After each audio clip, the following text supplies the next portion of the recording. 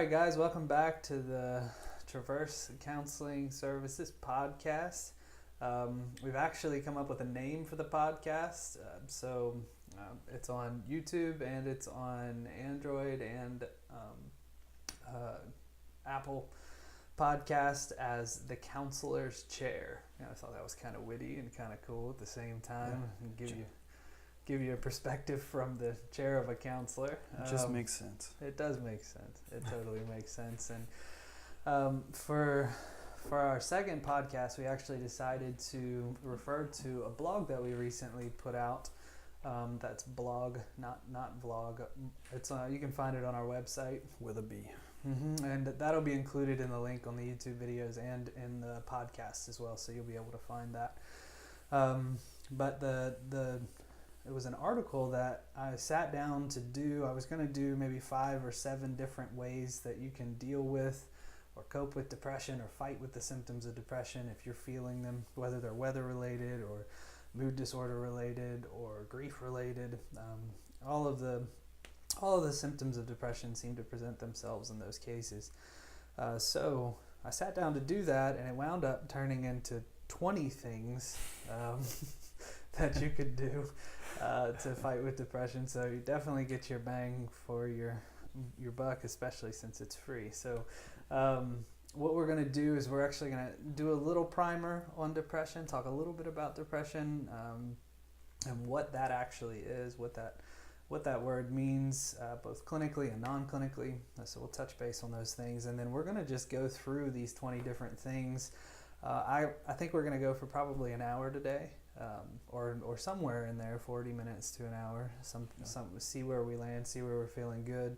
Try and get through a good portion of the points, but my guess is we're going to have a second follow-up episode to this.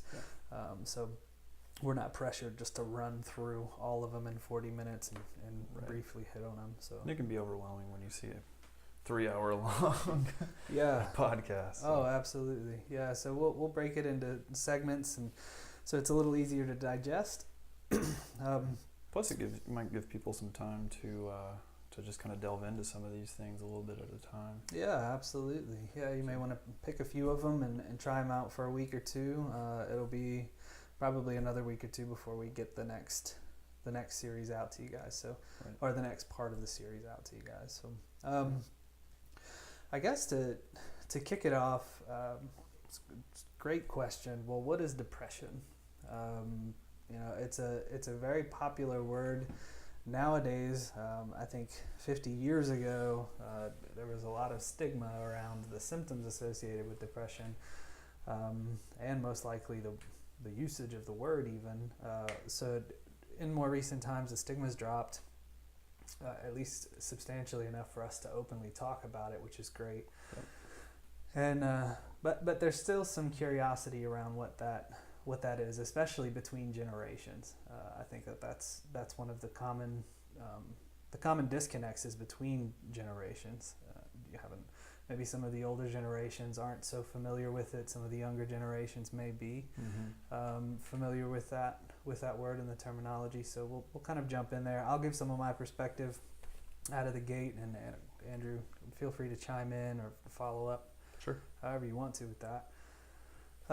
So what I see as depression in both clinical and non-clinical sense is something that is affecting your mood and causing your mood to be both, there's an irregularity with it, but also low. A sad mood, a saddened state is, I think, the best layman term right. to put to it. Right. But there are symptoms that go along with that, and typically what you're going to see is it's a word called anhedonia. Mm-hmm. Anhedonia is the one that most people refer to, though they don't know they're referring to that word, or they're usually defining it right. by lack of motivation to do things that you typically would enjoy doing or typically have no problem doing. You may want to completely retreat, stay in your bed, or you may want to just sit on the couch, eat pleasure foods, or watch Netflix. Though those things are fun even if you're not depressed. Right. Or not eat at all. Yeah, or not eat at all, absolutely. that you find yourself disinterested, whether you really enjoy working out, whether you usually enjoy going to work, or you enjoy social engagements, or maybe you enjoy reading. You enjoy these things that pull on you mentally, and that you have to focus to do. You may enjoy those things, but when you're feeling depressed, that's one of the primary symptoms that you're finding it very, very difficult to engage in things that you would typically enjoy or have no trouble doing if you weren't depressed. Right. So that's one of the major markers that I look for in a counseling session if someone is concerned about depression. Some of the other ones, we're looking at decreased appetite or increased appetite. And some people with that decreased or increased appetite are going to see, I think the DSM now says a 15% increase in weight or decrease in weight. I think they've actually put percentages around that. Right. Yep. I can fact check that, but I'm pretty sure those are the percentages that are listed. So you see fluctuation in appetite, you see fluctuation in weight. We also see an increased desire to sleep. You may find yourself sleeping at the times that you typically wouldn't sleep, and you can also find yourself with symptoms of insomnia and not sleeping when you would really love to sleep. Right. Sleep patterns are really get disrupted with this. With depression. Some of the other ones that we're looking for as well, one of the ones that's typically overlooked by both counselor and client, or anybody, is increased excessive or inappropriately placed blame or guilt. So things that you wouldn't typically feel guilty for, or things that you might typically feel guilty for or blame yourself for, whether that's failure to perform, or not doing well in a relationship, or seeing yourself falter a little bit at work, or something along those lines. Or it could be something in the past, it could be something you're anxious about in the future, and already blaming yourself for having failed, but blaming yourself for a sense of failure in the past regret. as well. Yeah, regret, like a high sense of regret. You're going to see an increase in that, and the marker that I think I always look towards is it's the terminology that's used is inappropriately placed or excessive. So guilt is not necessarily the worst of emotions. It lets us know when we're doing something wrong, but when guilt starts morphing into shame, and that shame is just lingering, then we're hitting some of the markers for depression there. Yeah, one of the ways that I label it sometimes with clients is the lies your mind will tell you. Just getting trapped in pretty much irrational thoughts. So sometimes it helps to even ask, are the thoughts that you're having about yourself, about the past, the things you can't change, is there truth to those thoughts that sometimes feed the depression? Yeah, absolutely. And another one of the things that can really play into that too, especially if you're a pretty active person, one of the symptoms of depression is psychomotor agitation, or retardation is the word that's used clinically. And what that means is that your psychomotor skills feel slowed. And if you've dealt with serious bouts of depression before, we see this in some of the more severe cases. You know what we're talking about, but really it feels like things are maybe moving in slow motion for you, or you're feeling a sort of mental windedness, I guess. Like heaviness, maybe? Yeah, like a heaviness that's affecting you physically, not just psychologically, but you're actually seeing some physical slowdown. Your response time is not as quick. Right. And that can go for speech as well. It's not... when we look at that psychomotor agitation, it can be speech, sometimes auditory as well, though that's a little more rare. But yeah, so that's one of the things, and that can really, you can really get down on yourself at it. Some thoughts will float around like, man, I can't even control my body. I can't even control what's going on right now, and that shame cycle kicks in. And right, because it affects performance. Oh yeah. Both in relationships and your job, if you're an athlete, Yeah, absolutely, man. So probably some of the other important ones too are, probably one of the more important ones that people don't like to talk about as much, though I try and openly talk about with my clients, is thoughts of death. And sometimes it's not suicidal thoughts. Like it's not necessarily that you want to go out and attempt suicide, or that you're racing with suicidal thoughts.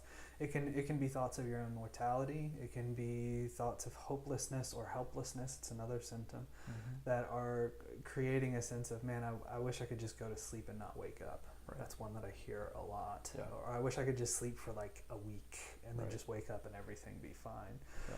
Yeah. Which unfortunately is not the case. Right. Yeah, absolutely. As we'll talk about, and I think one of the points on the blog is trying to keep a regular sleep pattern and keep a regular calendar, and at least maintain baseline.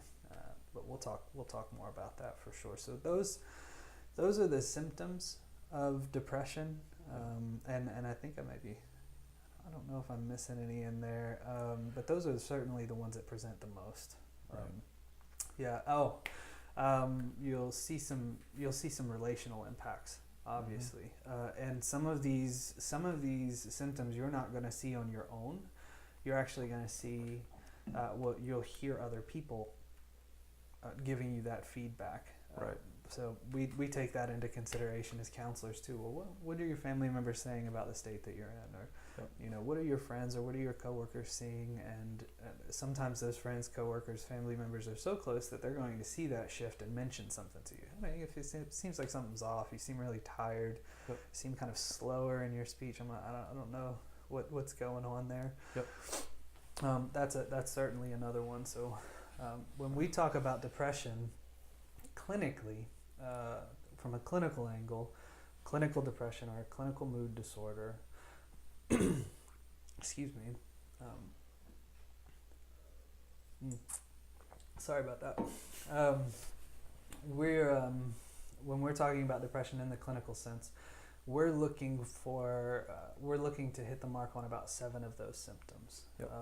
That's what we're going to define more closely to a mood disorder, or maybe some very complicated grief as well. I think we'll see some of those symptoms as well. I think when people use the term depression by and at large, they're talking about any one of those symptoms. Sadness, it's the other one that I missed. Sadness, they're talking, you or a family member or a friend talking about depression, you're typically talking about any one of those symptoms or a combination of those symptoms.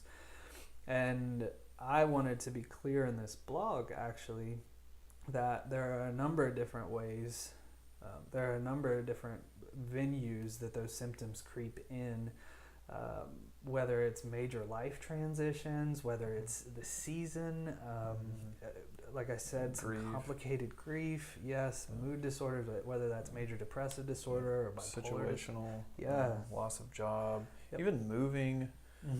What is it? There's like the top 5 highest stressors in a person's life. It's like grief and divorce and moving and losing a job, and I can't remember some of the other ones, but any of those could be mirrored with symptoms of depression. Absolutely. Even if you've spent an extended amount of time in another state, another country, another city, and you're coming back home, even that transition, it can present any kind of adjustment. Yeah, really.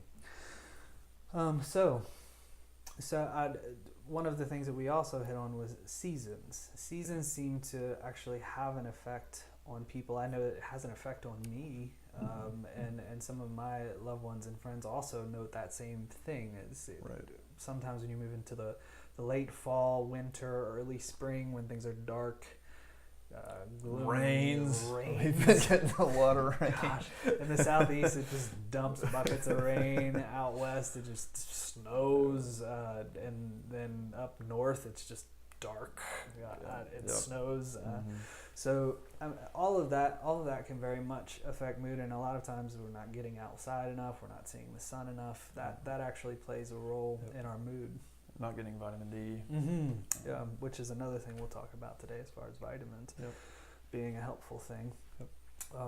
So yeah, there's a myriad of different venues for depressive symptoms to show themselves, and so we want you to be aware of what they are. As clinicians, we really try and stay on top of that and the research behind it, and also want to note that a seasonal affective disorder is an actual disorder that is a real thing, and so these symptoms can present based on seasons of the year as well. So that's not just some made up thing. We have some Right. we have some research to back that now in the last decade. I feel like one of the stigmatisms with seasonal affective might be that it's an excuse. Right. Somebody might deny the reality of it, but like you said, it is an actual researched symptom and thing that can come up in a person's life. Oh, absolutely. So don't don't feel shame. If you do feel a little more melancholy, a little more like Eeyore from Winnie the Pooh, during the winter months or the dark rainy season or whatever is going on in your area. Well, absolutely. And if you take anything away from this episode, I think one of the main things that I'd like you to take away, whether it's for yourself, friend, family member, is to not what is a good way to say it? Don't pretend that it's not happening. Right. That is detrimental to you in the moment, but it's also detrimental to the future you, because the future you would benefit from you accepting what's going on and trying to do something about it, and also mapping it. It's like you can look back over the last 4 or 5 years is something I typically do with my clients. We'll look back over the last 4 or 5 years and say, when can we see, or when can you see that this emerged? What times of year, what seasons, maybe what brought this up, what triggered it? Maybe there's things in the past that sort of dropped up, emotions, deaths, maybe you were serving in the military at that time, any sort of tragedy. Your body kind of keeps clock and keeps score of those things and can represent them on anniversaries. But if you're aware, and not sticking your head in the sand on this one, if you're aware of it, then you can actually prepare for it, which is something that I really, really encourage my clients to do, and anybody I talk to who's experiencing depression. So that's what these 20 things that we're going to go over the next 2 hours, broken into segments. These 20 things, hopefully, if you can kind of work with your own depression or what you're feeling and map this out, you can kind of use any one of these 20 things or a bunch of these 20 things or all 20 things to increase the likelihood that you will manage the depressive episode well, or as well as possible. Right. Yeah, so I guess without further ado, we can just jump right into it. That seems like a good primer. Yep. Anything you feel like we should hit on that we missed in all of that, Andrew? I don't think so, man. Let's jump into it. Yeah, let's do. We'll just kind of go straight through the list. The first one, if you have the block pulled up, if you don't, that's fine. It's called Show Me the Light. And I put this in at number 1 because, at least in the Southeast, I think people are pretty unfamiliar with this one. And I lived in Rhode Island for a time, and I did internships in Massachusetts. It seems like people in New England were a little bit more aware of light therapy, or once called phototherapy. And it's, if you're watching with us today on YouTube, there are these therapy lights. They're about as big as this book, or as big as they're about the same size as an iPad, a full size one.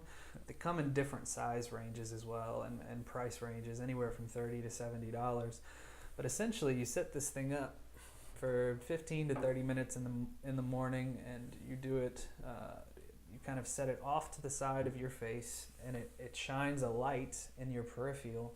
Whether you're scrolling on your phone, or you're reading a book, or you're having a cup of coffee, you're trying to get into your day, whatever your morning routine is, or even some people will use it in the evening as well, depending on what your schedule looks like. But you set this thing up, you set it in the peripheral, and you go about your business with this thing about 24 inches, depending on the brightness of the light, 24 inches away from you. It's shown to be very effective for bringing about a more positive mood and bringing about some energy, especially when it's dark, when it's typically dark out in the morning, or it's been overcast for a week. Yeah, it really helps with people, especially who work swing shift or third shift, where your circadian rhythm is thrown off, your sleep cycles are thrown off. So, and then obviously with seasonal things as well. Essentially, this thing mimics having a window, like a standard size window, with sun shining through it, as if you were sitting in the room. That's basically what this thing is going to mimic. Right. Do you know if it actually gives you any kind of vitamin D? Is that possible, or I don't. Or is it just kind of telling your brain that you're getting the? I assume it's some kind of UV. Well, so I think some of the older ones were UV. Okay. The ones now are an LED. And as far as I'm aware, you're not going to get any nutritional value from that. However, it is that second thing that you said, as far as kind of triggering your brain and prompting your brain that, hey, it's daylight out, it's time to get this thing rolling. And it does get some chemicals moving around that are pretty necessary to start your day. Maybe increase some serotonin. So that's one of the easiest things that you can do. Honestly, it doesn't require mental fortitude. It just requires consistency. Right. One of the things I will mention with this, it's something you have to taper to. If you have bipolar disorder, you really have to monitor yourself if you're doing this in a depressive state, because I've heard stories, I've read papers on how if you're not careful with how much you expose yourself to this light, it can put you into a manic episode or bring you up to I have mania. not heard that. Yeah, absolutely. That makes sense though. Yeah, so you have to be careful if you've been diagnosed with bipolar disorder using the light. You can still use it, but especially talk to your psychiatrist, or talk to your counselor, talk to your primary care physician. And they may be able to suggest a regimen, though most of the lights actually come with a regimen. They'll tell you how to taper. Don't just start with 45 minutes a day. I've used one of these things before, and I didn't know about the taper. And I OD'd on the therapy light. I blasted it for about 35 minutes, and I stood up and I was jittery, like I had drank like 3 cups of coffee or probably something. Probably had a sunburn too. So make sure you regimen it, but it can be powerful. Like, it doesn't work for everyone. I don't want to say it's some sort of blanket remedy. Yeah, it's not a cure-all. Right. I mean, there's any one of these things can help someone manage depression, like you said, but it really an aspect of this and what we're going over, it kind of takes a lifestyle choice to set a tone of creating healthy habits for yourself. Oh, absolutely. So, I mean, if you already have a moderately decent diet and move around and some other of these things that we're going to be talking about, if you already do some of these things, I mean, this could be like the icing on the cake, right? But don't think that this one thing is just going to just solve the problem, right? Yeah, absolutely. So that's kind of, again, a very tangible way that you can do this in a relatively cheap way. I don't know if Amazon maps this out over the year, but I know this year they actually discounted all of their therapy lamps. That's really cool. This time of year, yeah, they dropped them all by like $25, $30. So the most expensive light, that's usually like $110, that it was dropped down to, I think, 70 or 75 or something. And some of the smaller portable ones, the battery powered ones, you don't have to plug them in. You can take them with you. You can bring them to work. Just set it there for 15, 30 minutes at your cubicle, your desk, wherever you are. They're a little bit smaller. They're a little cheaper. But yeah, check out Amazon. If you go to the blog, you'll see I've included a couple links in the blog as far as what you can pursue there. So next one on the list, which I think is actually another very practical one that doesn't take a lot of, it doesn't really take a lot of, it doesn't take practice, it doesn't take a lot of energy, it's hit play on something, and that's music, shows and movies. Those shows, that one, it may take a little bit more effort, but music and movies, I've worked with countless clients who have developed a playlist for themselves that it's encouraging music, or it's music that reminds them of a very positive time in their life. It's an artist that inspires them. It's a musical genre that inspires them. But they create a playlist on whatever media source they have, whether it's their YouTube channel, Spotify, iTunes, Apple Music. Sorry, iTunes is sort of obsolete now. Apple Music. MySpace. Pandora, any of those, any of those will be fine. You can access those music, and what's great is you might be able to access somebody else's too by a simple like search of depression playlists, which is really cool. And yeah, a lot of the outlets, musical outlets that you listed, a lot of them will just have like certain like mood playlist already. I think Spotify has a myriad of mood playlists. Oh yeah, so absolutely. And what I would maybe steer away from, though, the occasional like relate to my depression type of song, Simon and Garfunkel, Silence My Old Friend. We should have started this podcast with that song. Yeah, I mean, you could listen to that song and maybe you relate to something in it. It kind of soothes some of that depression. But I wouldn't recommend spending a lot of time in dark music if you're depressed. Uplifting music can have a positive impact on the mood, and if you want to try that, when you're not depressed, just throw on your favorite like White Snake in the car or something on the way to work, and roll the windows down and jam out. I mean, you can feel that. Yeah, you can feel those shifts in your mood. And we've all, I'm sure, heard music before that kind of put us in a solemn or more pensive mood. And so maybe those are some things that you may want to stay away from when you're depressed. Shows, this is actually a really cool one. If you're near a major city, and even if you're not near a major city, sometimes high schools will put on productions and stuff like that. But if you're near a major city, usually there's some sort of theater, some sort of orchestra, something that you can pay $5 to $10 to show up at one night and pop in, listen to a symphony that was written by somebody who may have dealt with a mood disorder, because a lot of those composers actually did. Addiction. Yeah, or addiction. Yeah, absolutely. Or a play with some sort of redemptive theme in it can have a really positive impact. Yeah, do some research though. They can have a very negative impact. Yeah, there you go. Definitely do some research, dude. Look at some reviews. But what's great about the show context is this, and it could be a movie as well. Like you go out to see a movie in a theater.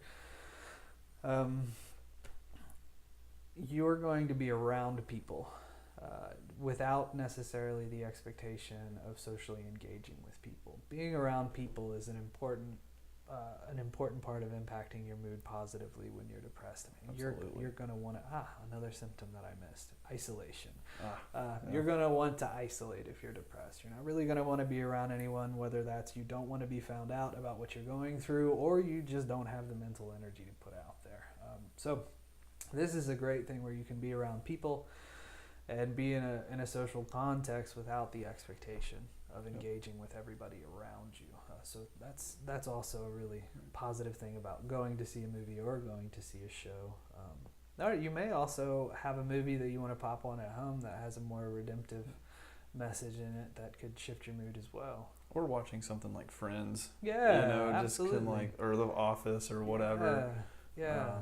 Comedy. Comedy. Like get some comedy in your life. Get some laughs. Something lighthearted. The effects of laughter on mood, that pretty well documented to increase that mood. So just be mindful of binge watching, because binge watching, sometimes we just need those days, and I think it's okay as long as it's few and far between. But binge watching can actually lead to furthering your depression, because you're not really using your brain. You're all the thinking is done on screen. You're not creating any plot or narrative or thinking through anything. You're basically, would you say that you're kind of disassociating a little bit if you just get lost in a TV show for hours and hours? Sure, yeah.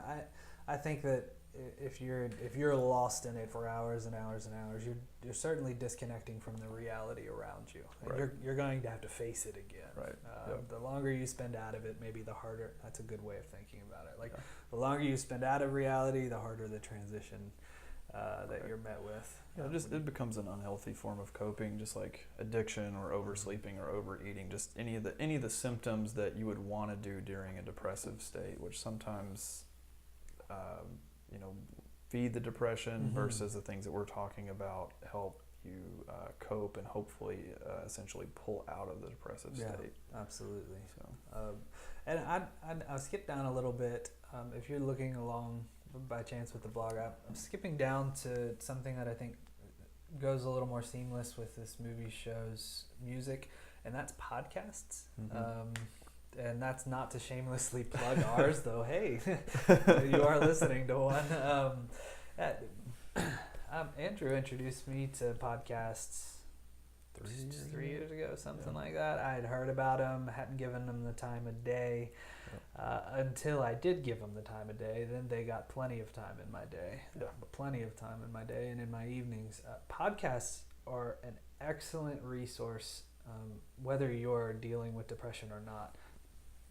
Excuse me. Basically, you have free information coming to you from experts, scholars, business people, self-help. I mean, just everything. Yeah. I mean, you name it, it's out there. Comedy. I mean, you can find a podcast for anything, and this is one of the ones I love too because you can integrate it with your kids. Like if you have kids, which I know a lot of you may. I know some of the things that we're suggesting are a little more difficult to do or to integrate. Podcasts are not so difficult to integrate with kids because there's kids podcasts out there, plenty of them. One of my favorites with our kids is one called Wow in the World. It's a PBS production, and it's peppy, it's fun. I enjoy it, my kids enjoy it, and it makes I know my wife plays it on the way to dropping the kids off to school in the morning. It makes things smoother, which is helpful with depression, but also you get to learn things. You almost feel connected to a sort of community since a lot of people follow these things as well. So podcasts, whether they're informational, educational, comedy, there are drama genres you can get on podcasts and somebody will have dreamed up a whole entire world and they're walking you through like an episode in this world or something. Right. It's really, really cool stuff. If you're into the is it the phenomenological? I don't know that's the word I'm looking for. Yeah, I think so. So if you're into like the spirits or things like that, there's the ghost stories and all kinds of stuff that you can. Science and history. Yeah, it's pretty vast. Yeah. So check out podcasts. Apple Podcasts, Android Podcasts. If you don't have the apps on your phone, all you have to do is go to the App Store and type in podcast, download the app, and you have access. Or a lot of these places have their podcasts on their website as well. Yeah, and it's a positive way to honestly like invest in your life because it is knowledge. Someone told me the other day that they listen to podcasts. And I was like, oh, that's awesome. What do you like to listen to? And they said they listen to a sports podcast, and I kind of laughed because I was like, well, there's no growth there. Yeah. But at the same time, I mean, if that's your hobby, then obviously like you're getting something from that. But I would challenge you to listen to things that. Or maybe outside of your box, that challenge you, that, because I listen to, meditation podcasts, business podcasts, science stuff, therapy podcasts, but it's nice because if you're doing something you don't really want to be doing, mowing your yard or doing dishes or cleaning your home or whatever, or driving to work, it's just nice to be able to, instead of, just doing that thing and not really maybe having a good time, like you can actually be learning. And also, you and I both have recently got into Audible. Oh yeah. So listening to books. Yep.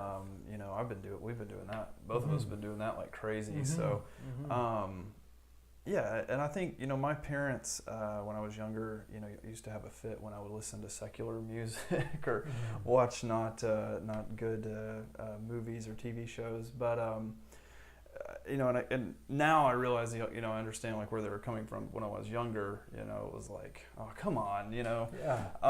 But now realizing the benefit of listening to something positive and listening to something that's rich in knowledge, really can alter your mood. It can give you self-esteem. It helps you to connect with community, which is what we've been talking about. Absolutely.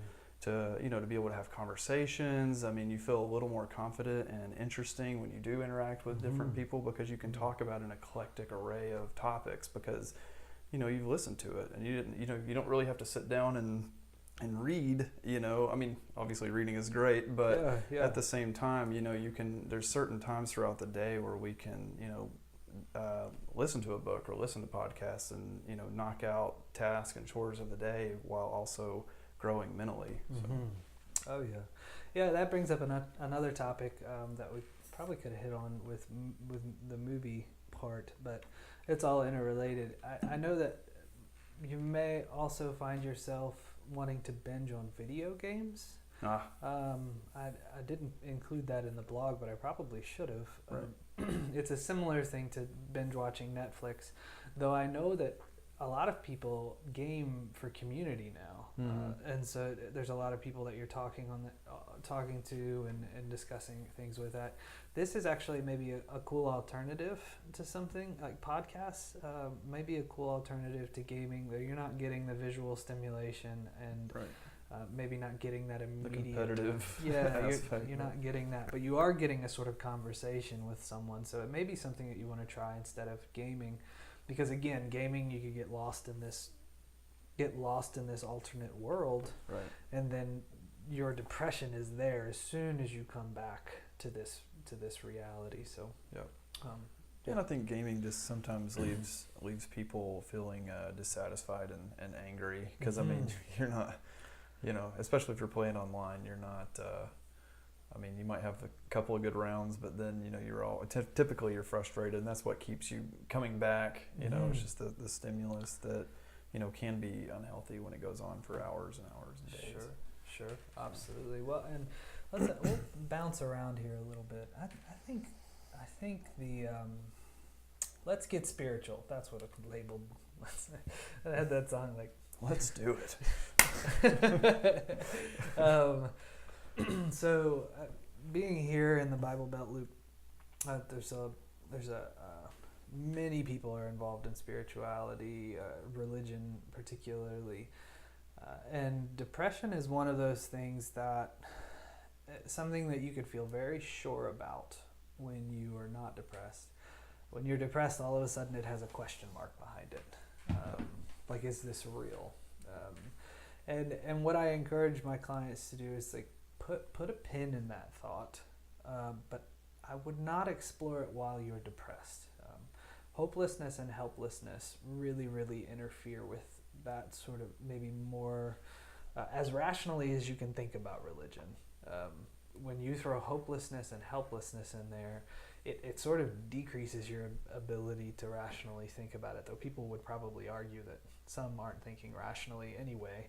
But I'm coming from the platform that you can think rationally about religion and spirituality. When you're depressed, though, your rationality with some of those things it sort of plummets or is decreased. So maybe you put a pin in that and you continue the routine of religion, which I think is really a great thing about religion. Is there's a routine, there's a repetitive nature to it, there's a repetitive social engagement involved in it. And that can really be something that gets you through, just hitting the next marker. And I would encourage you, if you feel shame about that, well, I'm just doing this because it's habit. It's like, no, like you're doing it because it's good for you, and you believed that it was good for you 2 weeks ago. So continue on that trajectory. Continue with the routine of it, even if your emotions are sort of wavering all around it. Some of the spiritual and religious truths that you may hold to, I am more familiar with Christian ones myself, but even Buddhism or Hinduism or across the board, there are hopeful messages in religion that are very, very helpful to plug into when you're depressed. So I say let's get spiritual. Like let's keep that a part of your life, even if it just feels like an empty routine. You will thank yourself. Your future self will thank you for doing that. Especially if you do that in a small group context, or if you have friends in a church that you can talk to, or a mass, or wherever, or a mosque, wherever you're going for your religious engagement. If you have friends in that context that can hear you, talk to you, or just have a regular conversation with you, that's grieve along with you. Yeah, So, I mean, that's absolutely. I think one of the biggest things that people fear is sharing that they're depressed in a religious context and being judged for it, as if it's something's wrong with them, or something. Maybe like people may give you the feedback, like, oh man, you just need to pray more, or you need to hit if a you were more fast. spiritual, you wouldn't feel like this. Right. Too blessed to be depressed, right. I think is a common stuff along those lines. Or even saying. I've heard demonic type of things, where people because you have a demon of depression. I would say that reaction is a little fewer and farther between in reality. I'm not saying it doesn't exist, because I've heard some interesting stories as far as religious response to depression. However, I wouldn't let it deter you. I'd maybe let that roll off your back like water off of a duck's wing, just kind of like fall away, because like I said, the routine and the relationship there would be important. Though I think it's pretty unlikely that somebody's just going to smear that in your face. I would hope not. Yeah, I would hope and not. If that's the feedback you're getting, it's kind of like it's just maybe it might help to get a second opinion. You can bring it up with your therapist. Bingo. There's people have different outlook and different insight, and a lot of times their own upbringing and background kind of feeds into their feedback. If it's if something's not empowering to you, or you leave a conversation feeling a little more ashamed or guilty, I mean, talk to somebody else, because people are different. People have different outlooks. So. Yeah, absolutely, man. So I would say some of the spiritual practices of prayer, meditation, and again, people may refer to it as dogmatic in a sort of shameful way, but I don't see it that way, particularly when you're depressed. Like, remaining engaged in these sort of repetitive activities is going to be beneficial. There's an element of discipline to what you're talking about, and so don't break, if you are feeling depressed, you're probably going to want to say, and especially if it's raining outside on a Sunday morning, you don't have to go to work, and so you can give yourself permission to sleep in late. We're really, getting out, going to your, it could be Saturday, Sunday, whatever, but, getting out, going to your small group, going to your church, what have you.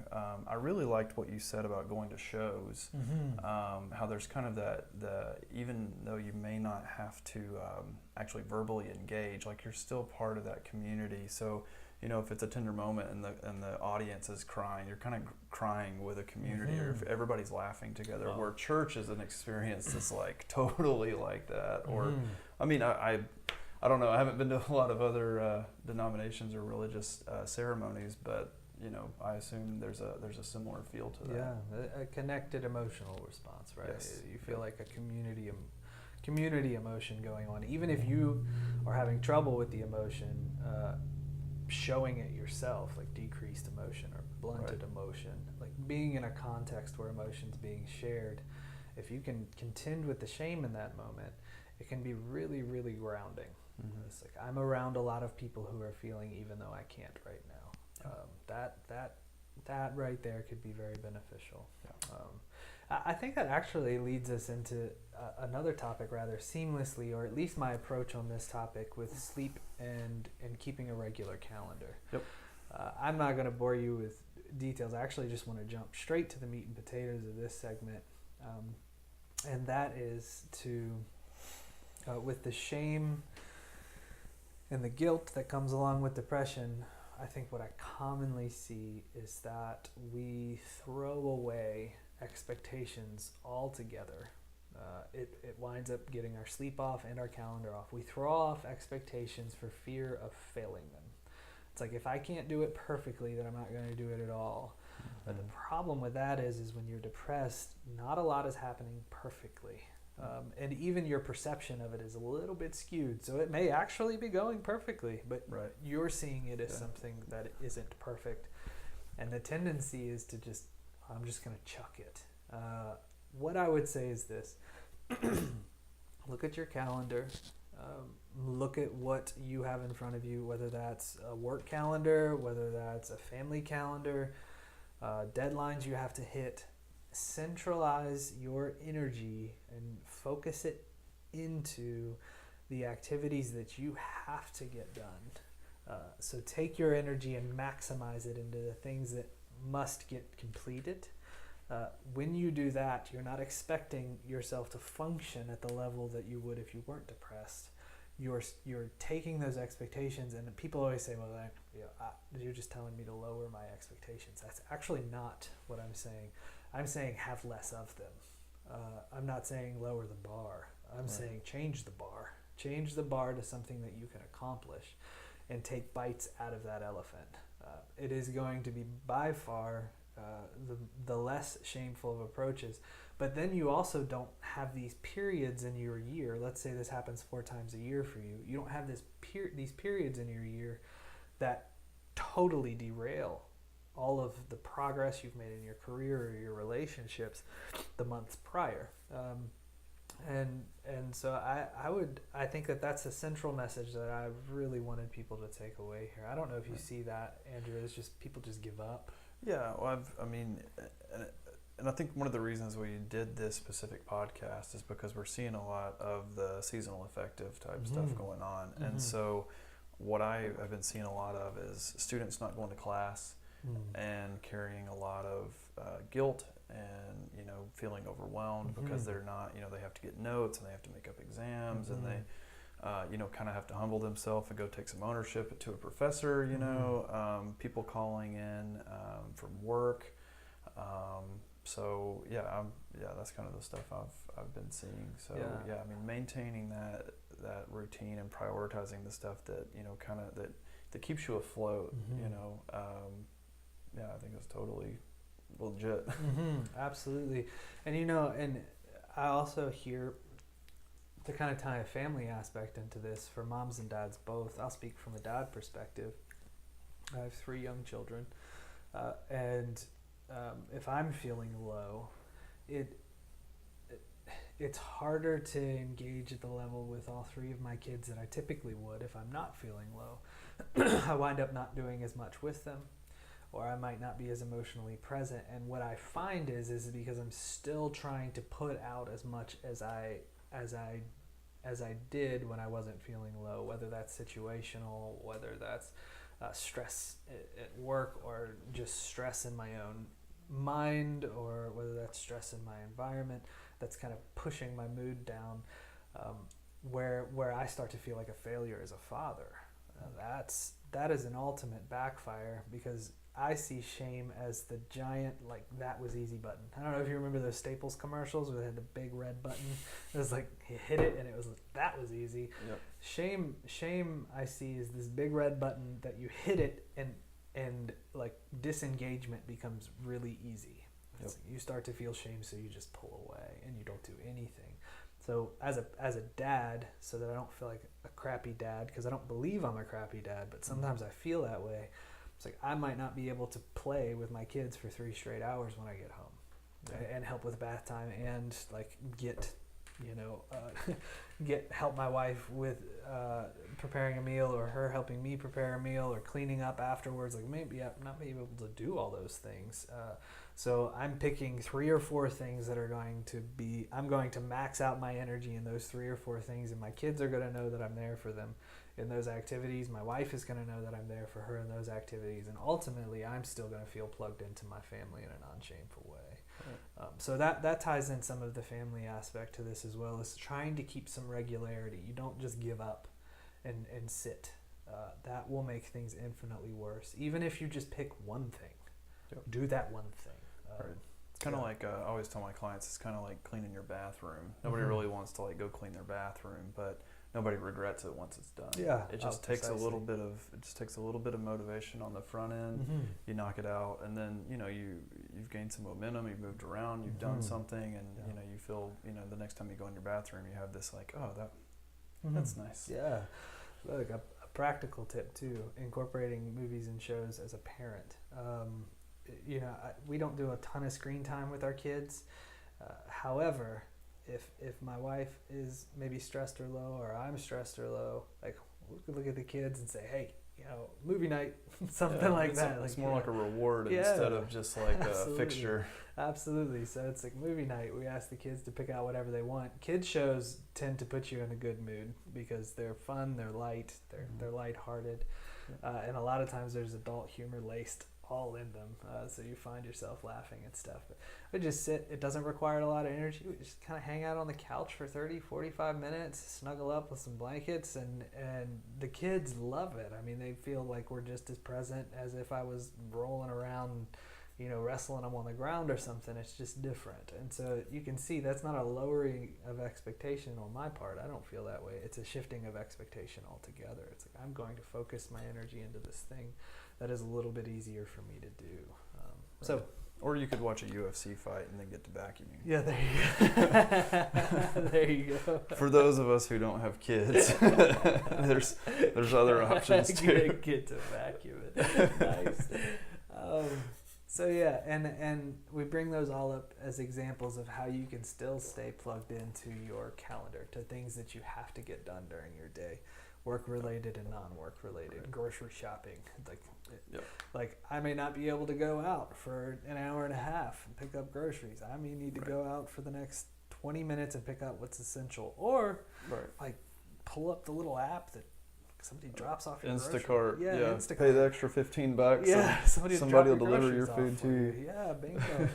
So we look at ways, and maybe a good way of saying it is like to contend with depression. You can work hard, but there are ways you can also work smart with it. Yeah, like that might be a good way of saying some of what we're saying. Well, yeah, and I think part of what's going on in the brain. I mean, people who are depressed, if they're if you look at a SPEC brain scan, you can see gray areas. Part of the brain. I mean, and this is not the case for everybody, but the part of the brain who for motivation or for impulse control. Those areas of the brain can actually get murky during states of depression. So, that's why prioritizing things that you have to get done instead of just being overwhelmed, because you're kind of in a crisis. With some of the stuff that we've talked about, the expectation, the shame, the guilt, the kind of negative self-talk, you can kind of load yourself into more of like a panicky depression. And so that's why it helps to just make a list of priorities. That way you're not just looking at the 50 things that needs to be done. You can say, okay, these are the 5 things that I have to knock out. Give yourself a time period to knock it out, and then just get it done. It's one of the things I tell my clients is if people are coming to the house, I can clean my house in 15 minutes. But if I have the whole day to do it, it'll take me the whole day to do it. So if you kind of give yourself, a schedule to say, like I've got things I've got to knock out this morning, and then you can, if you just need to sleep, then you get your stuff done, and then crash. But just make sure like you're prioritizing so that you're not doing things to actually fuel. And feel the depression and neglect your life goals. Oh yeah, and that fits seamlessly with sleep as well. I think because of that tendency to kind of isolate, withdraw, become tired, sleep a lot during the day, it can really get your sleep cycles thrown off. And what I would encourage you to do, we don't have a ton of time to get into sleep hygiene. Google sleep hygiene, or go on the blog. There's a link in the blog where you can learn more about sleep hygiene, and it's basically techniques that you can do to build yourself up to sleep well. So I would really encourage you to check out sleep hygiene, and also there are some great watches out there now that help you track your sleep, and tracking your sleep can be really helpful for knowing when you need to start trying to go to bed at night. Waking up in the morning I know is difficult, and I don't really have an easy remedy for that. I wish I did, but well, a lot of studies show that it's really important to wake up at the same time every day. Like it doesn't, they say try to go to bed at the same time, but it's more important to wake up at the same time. And generally, when you do that, like your biological clock's just going to wake you up. Yeah. One of the podcasts that I listen to, a Jocko podcast, which I really like. He has a stereo system that's hooked to his alarm, and so it'll blast like death metal music, like just first thing, just like, and so, but it's across the room, so he has to get up and listen to it. Actually, he's got an alarm that's actually his voice that just really? like the alarm says, "Get up. It's time to start your day. Get after it. If you're awake, turn this alarm off. If you're not, keep listening to me. Get up." So, but I mean, anyway, you can kind of make it fun, a lot of people, I think it helps to put an alarm across the room, especially if you're depressed and you're having a really hard time getting out of bed. Yeah. The whole, I know we're kind of I'm kind of getting into sleep hygiene a little bit, but the hitting the alarm 56 times, research shows is actually is a really bad. It actually makes like actually getting up very difficult. So I know most people hate me for that. But that's snooze button, man. But that's a real thing. Yeah, so. They like set us up for failure in that, in a sense. They make it big and orange, at least on an iPhone. So it's like you roll over and you see it, and it's big and it's orange and it's the bigger button on the screen. It's not like like you just hit that thing, man. It's not ideal for waking up. But anyway, so yeah, you do want to try and maintain some good sleep rhythms in there. Like I said, if you check out some sleep hygiene techniques, and don't look at screens before you go to sleep. 30 minutes before you go to bed. Absolutely. Just had to throw it out there. Yeah, or use the night. It's like a night light mode on your phone. I forget what it's called on Apple. I keep seeing the blue blocker glasses. I don't know how effective they are, but I keep seeing the advertisement for those. Absolutely, man. So I think that at least covers some of the sleep and schedule. Right. Some of the sleep and schedule things there, and I think I would love to. I think. Maybe we can pick one or two more to wrap up with. Let's talk about counseling, because a stint of counseling may be necessary, right? If you're feeling low, a counselor would be somebody really great to talk to. If you're feeling down, especially if you don't have a social network that you feel you can be completely honest with, or if you don't have a social network at all, if you don't really have a network at your job or in your family, or if you're just having those thoughts, you're just lost in those thought cycles of grief and shame and guilt, and that's kind of the beauty of counseling. I mean, sometimes a person might have a solid community around them.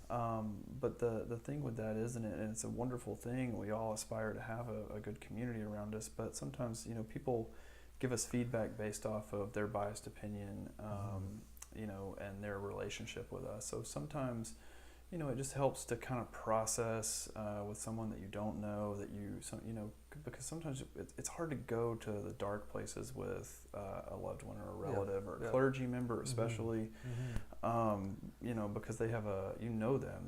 You might not want to disclose, some of the things that you're going through. Maybe some of the ways that you're coping that might be negative through addiction or pornography or what have you. So definitely talking to a therapist can help you, talk your way out of some of these unhealthy symptoms that you don't want to carry for forever, Oh right? yeah, absolutely. Especially if you find that they're tied to things in your past, whether that's maybe past trauma or the death of a loved one, which I think are probably in the same column for a lot of people, or it's maybe work-related stress, family-related stress, maybe the people that you would typically talk to are the people that are actually stressing you. And so, for so sure. coming into counseling is a great way to process. You could process some of that stuff in the past in a confidential manner. And I mean, a counselor, we're trained to do this, but also it comes pretty naturally because we don't know our clients previously, and really there are so many aspects of life we don't know about our clients. There's an objectivity that we can have because we're not participating in the regular day. There's an objectivity that we can have that allows us to challenge some of those really negative thoughts that may not be grounded in reality. We can challenge those.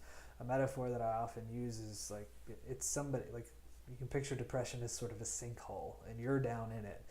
And seeing a counselor is like having somebody stick their foot down in there with you, but keep their other foot out of the hole, right? And so you have this partial commitment to be there with you, but also there is a partial commitment to this other foot that's outside of the hole, and is like, hey, our goal is to eventually pull out of this thing, and so I'm going to keep my foot up here, and that really does help you remain somewhat objective to give the feedback necessary, particularly to those really negative self-concepts that can start to formulate in depressive episodes.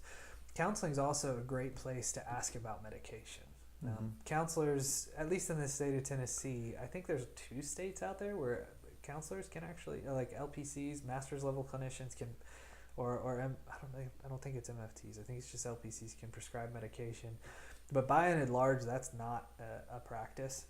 Usually a counselor cannot prescribe medication unless you're seeing a psychiatrist who also does counseling, which is a little rarer, but that is the case. But a counselor is going to be pretty knowledgeable, hopefully, knock on wood, that most counselors are going to be knowledgeable in when medication would be beneficial for you. So you're not signing up to see a psychiatrist, you're not disclosing to your primary healthcare physician to talk about this stuff. You're trying to get maybe a psychological perspective about medication and how it can be beneficial without committing to the medication yet. Like this is a great counseling is a great place to do that and explore that route. Yeah, and to be able to kind of navigate and identify patterns. So there's obviously like a difference in clinical major depression disorder versus phase of life adjustment, right? Where they're like, you can do some of these techniques that we're talking about and kind of work out of that. But I mean, that's not to say that a person with major depressive disorder can't do these same things and have similar results. But in certain cases, certain times of life, medication is totally an appropriate option. Yeah, totally. And we're seeing what's great. We're seeing a decrease in shame around medication across the board, which is really nice. The stigma around medication for mental health concerns, I would equate it to like if you have a heart condition or you have high cholesterol. I mean, the longer you go without the medication, the worse it can become. It's like, well, give the medication a shot, see what happens. Sometimes it's only needed in a stint. Who knows? And you can also see, I want to reiterate that point from the beginning. You can see where it's helpful in a lot of these points to map out your depression. Because some of the things we're talking about, like when you're in the throes of it, trying to engage these things and prioritize, and it's way more difficult than if 2 weeks before you're like, oof, yeah, I kind of feel something coming on right now. Or historically, this time of year really sucks for me.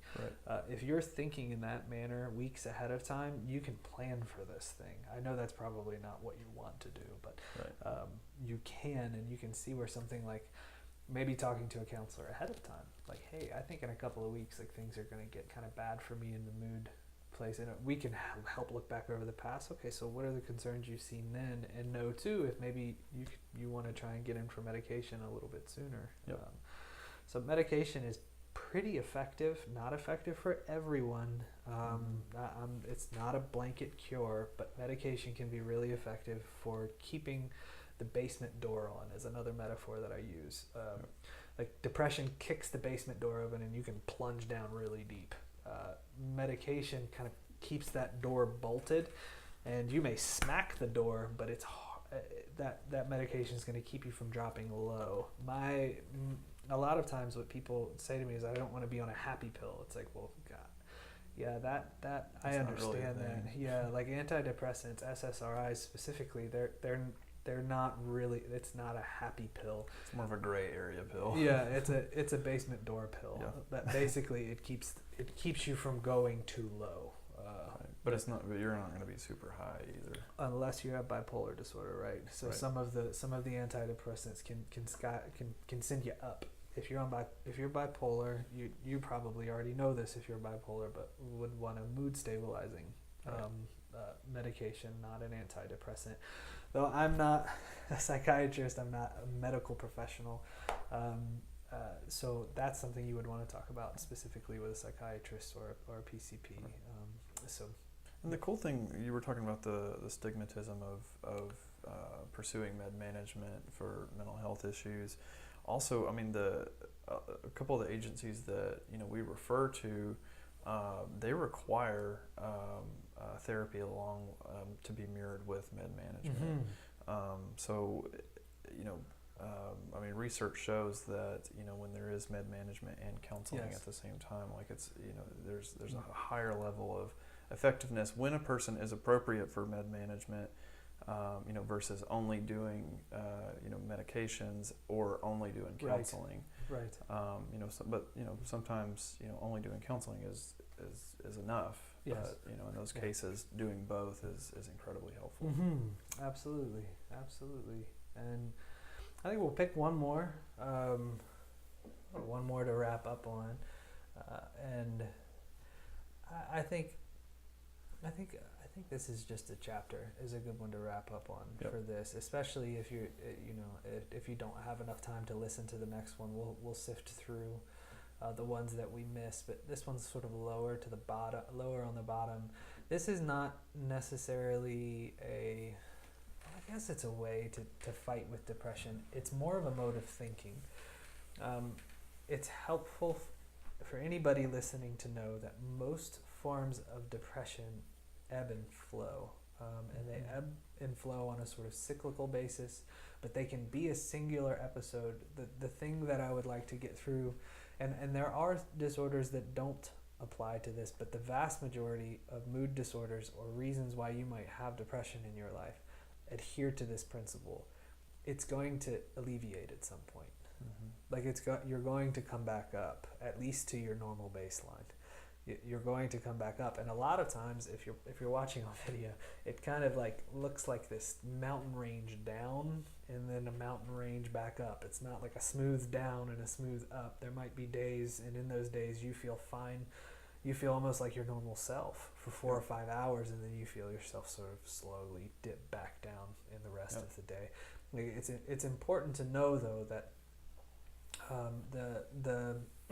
the cycles of depression, usually you're going to see them between an episode last, a clinical episode anyway, from 2 weeks up to a month, and sometimes farther along than that. But it's good to remember, like, this is just a chapter of your life.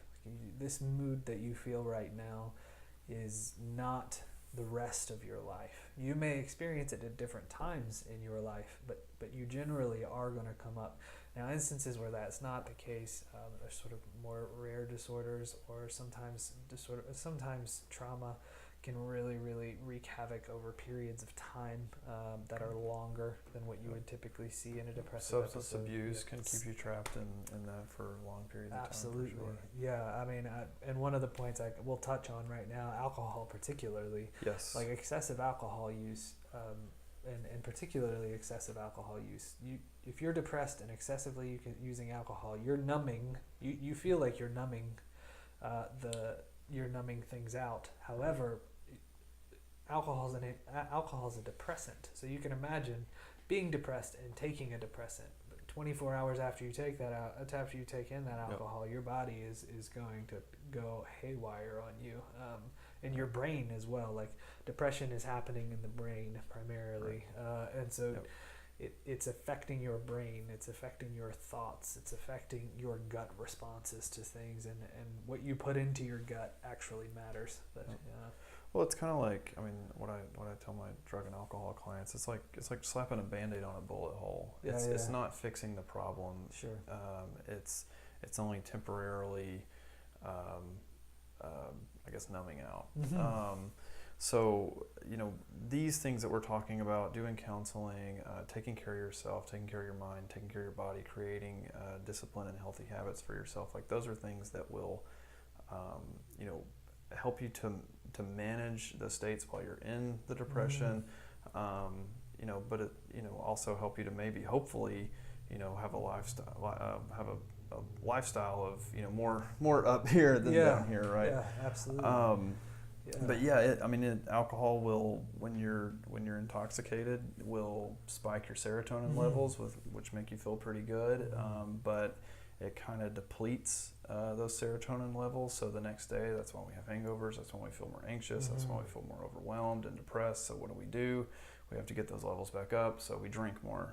That's why they say, if you have hair of the dog, to drink first thing the next day and you'll be okay. Unfortunately, it's just an ever-ending cycle. And also, alcohol keeps your body from regulating oxygen through the blood the way it needs to. And your brain definitely needs oxygen. And it dehydrates you. 80% of your brain is water. So if you're dehydrated, you're not getting the oxygen you need, you're not getting the serotonin you need, you're gonna feel in the dumps. And if you're a daily drinker, then it's gonna prolong your state of depression. So, and marijuana does the same thing. Yeah, it does. You might want to leave that out. We can talk about that. We might have a whole podcast. We'll just call it Mary Jane. So a caveat with the alcohol use as well. Like, if you're listening to this and you're thinking, okay, I need to cut back my alcohol consumption. If you're a long-term heavy drinker, you might need some support in doing that, medical and social. So talk to your primary care. If you're binge drinking multiple times in a week, or you've been drinking, I would say if you drink 3 or more drinks an evening, maybe even 2 or more drinks, depending, because people always say they only had 2 beers, but they're drinking 40s.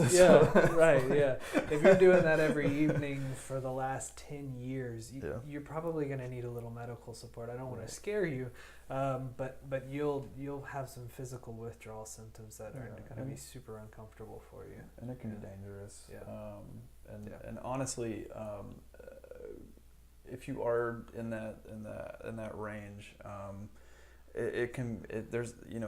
there's a pride aspect that goes into it. A lot of people have detoxed on their own, and just because you've maybe done it 2 or 3 times in your lifetime and been okay, you never know, because in between those times you've put years more kind of packing on with the alcohol abuse. So maybe there's some detox protocols that you can go through to to ensure your safety, because you are, the likelihood of having a seizure or stroke and coming off alcohol after daily use or long-term binge drinking is very high. Yeah.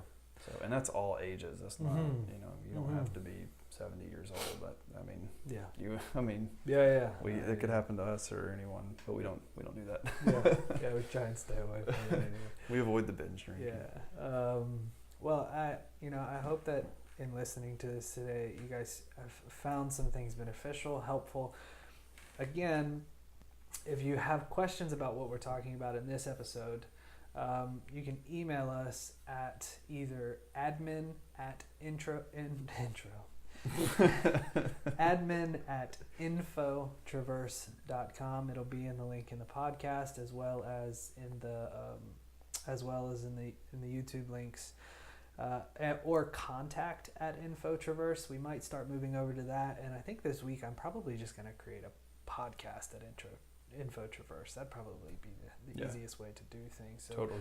Be on the lookout for that. Any of those are fine. And again, our phone number 423-310-8206. If you have questions about anything that we've talked about today, feel free to punch a text through and we'll answer them in our next segment. Also, I'm going to give you a little highlight of what we'll go over in our next segment as well. Some of the things that we didn't hit on. Namaste, which is we're going to talk a little bit about yoga and body movement, meditation as well. Art and creativity. That is actually a very powerful one that I'm excited to go over with everyone. We'll go over that. I like to move it, which is going to talk about working out, making sure that your body's moving, and maybe something that you can do during the time of being depressed that could be successful. Volunteer to pet a pet. That one is really cool. You'll just have to tune in. I'm not going to blow that one. Kick the booze. We just kind of hit on that one. We might touch on it a little bit more. Map it out and set a goal. So goal setting ahead of time. That is a really powerful one as well. We're going to talk about journaling. Road trips. The power of a road trip. We'll talk more about socialization. Talk about considering vitamins, and then maybe go into what vitamins to. Yeah, some vitamins that you can try out that will naturally feed into talking about food. And then also museums and aquariums. That's a really cool one as well. So that's a little snippet into what we'll get into in our next segment. Again, if you have any questions, want us to go in more depth about what we've talked about today, please get a hold of us. We'd love to hear from you. We'll do probably a little bit more of a primer. I'm sure after this, you and I will think of all kinds of things that we probably could have said, and we'll say them at the next one.